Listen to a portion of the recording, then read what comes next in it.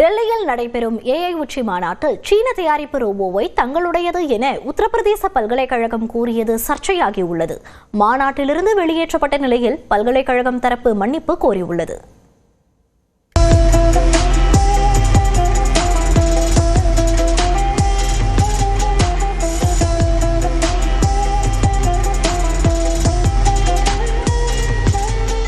டெல்லியில் உள்ள பாரத் மண்டபத்தில் மிக பிரம்மாண்டமான முறையில் 5 நாட்கள் செயற்கை நுண்ணறிவு உச்சி மாநாடு நடைபெற்று வருகிறது. ஐநா பொதுச் செயலாளர் Antonio Guterres, France, Brazil, Switzerland, Greece, Finland, Netherlands உள்ளிட்ட 20 நாடுகளின் தலைவர்கள் இந்த மாநாட்டிற்கு வருகை தந்துள்ளனர். உலகின் முன்னணி நிறுவனங்கள் தங்கள் தயாரிப்புகளை காட்சிப்படுத்தியுள்ளன.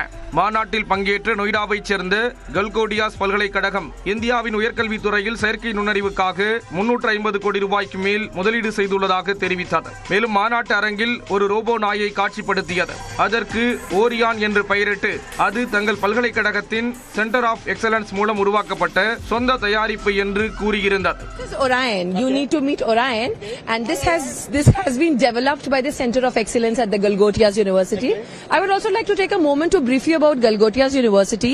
We are the first private university investing more than 350 crore rupees in artificial intelligence, and we have a dedicated data science and artificial intelligence block. நாய் ரோபோவின் படத்தை எக்ஸலத்தில் பகிர்ந்திருந்த மத்திய அமைச்சர் அஸ்வினி, இந்திய தயாரிப்புகள் உலக அரங்கில் சிறப்பாக செயலாற்றுவதாக புகழ்ந்திருந்தார். ஆனால் சமூக வலைதளவாசிகள் மற்றும் தொழில்நுட்ப வல்லுநர்கள் அந்த ரோபோ சீனாவைச் சேர்ந்த யூனிட்ரி என்ற நிறுவனம் தயாரித்த யூனிட்ரி கோ2 ரக ரோபோ என்பதை ஆதாரங்களுடன் சுட்டிக்காட்டினர். இது ஆன்லைனில் சுமார் 2.5 லட்சம் ரூபாய்க்கு எளிதாக கிடைக்கக்கூடிய ஒரு வணிக தயாரிப்பு என்றும் ஆதாரங்களை அடுக்கினர். சீனாவிடம் இருந்து இறக்குமதி செய்யப்பட்ட ரோபோவை சொந்த தயாரிப்பு என்று கூறி காட்சிப்படுத்தியது தேசிய அவமானம் என்று நெட்டிசன்கள் கொந்தளித்தனர். சீன தயாரிப்பை சொந்தம் கொண்டாடிய பல்கலைக்கழகத்தை அந்நாட்டு ஊடகங்களும் விமர்சித்திருந்தன.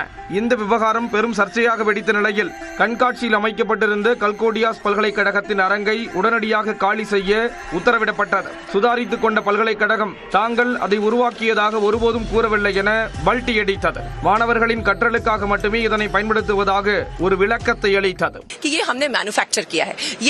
ये एक चीज है जो मैंने सबको बोला कि ये हम अपने बच्चों को इससे इंट्रोड्यूस कराया है to produce something better of their own. பிரதமர் நரேந்திர மோடி தொடங்கி வைத்த இந்த உயர்மட்ட மாநாட்டில் இந்தியாவின் சொந்த தயாரிப்புகளுக்கு முக்கியத்துவம் அளிக்கப்படும் சூழலில் ஒரு தனியார் பல்கலைக்கழகம் வெளிநாட்டு தயாரிப்பை தனது தயாரிப்பாக காட்டியது பெரும் பரபரப்பை ஏற்படுத்தியுள்ளது.